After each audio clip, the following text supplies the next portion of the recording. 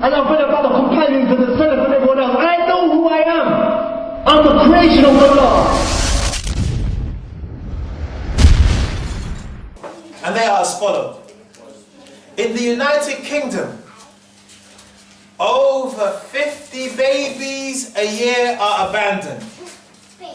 Meaning, over 50 babies, newborn babies, are left in bins, in gutters, in parks, in streets, in roads, in car parks, in the doorways of hospital. Over 50 babies. That's, if you think about it, almost as many people as masjid today. Can you imagine that? Are abandoned. And it's such a growing phenomenon, brothers and sisters, that there's now calls to have something called baby boxes. What are baby boxes?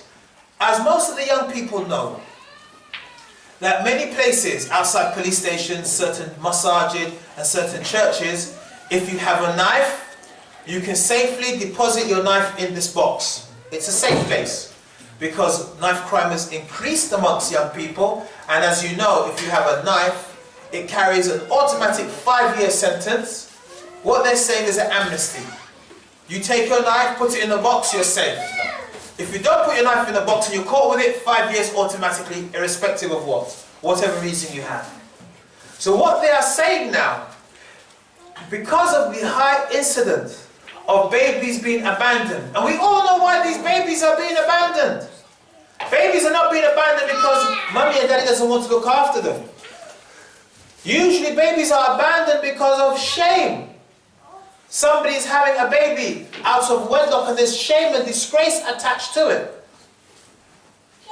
And so they're saying, having these boxes in different places. So if you want to abandon your baby, rather than just leaving them in a dustbin, and the baby could be carried away by the bin people, here's a safe place to place your baby in this box. Another shocking statistic, brothers and sisters, is that in 2010, over 47% of children were born out of wedlock. 47% of children were born out of wedlock, meaning that many of them do not know who their fathers were. Another shocking statistic, brothers and sisters, is that in 2009, over 696 new STDs were contracted. And if you don't know what an STD is, go to Google and type in STD. And if you look at the statistic of specific STDs, brothers and sisters, it's shocking. But suffice to say one statistic, that in 2009, there were more than 6,630 new cases of HIV/AIDS. New cases. Not old cases. New cases. And this, brothers and sisters, should be enough for the person to realize the evil of zina. We in the United Kingdom are amongst the highest rates of divorcees in the world. People who are divorced.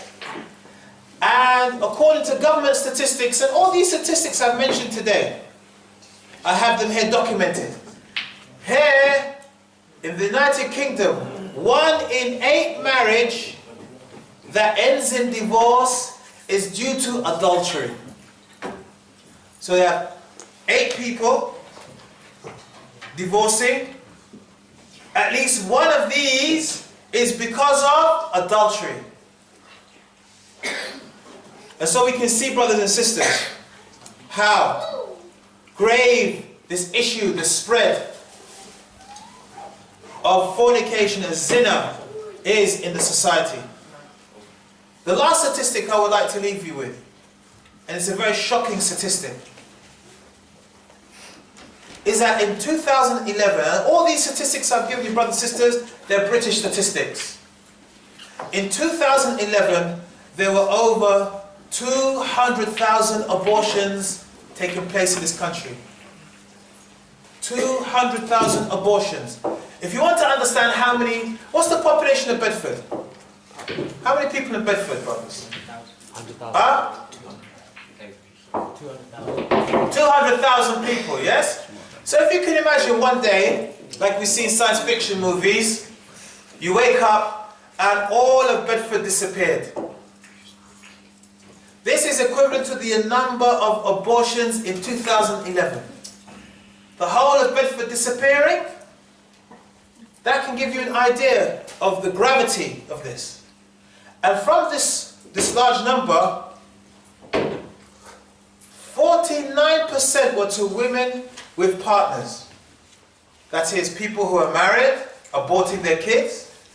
And 51% were to women who had no partner. And this is just 2011.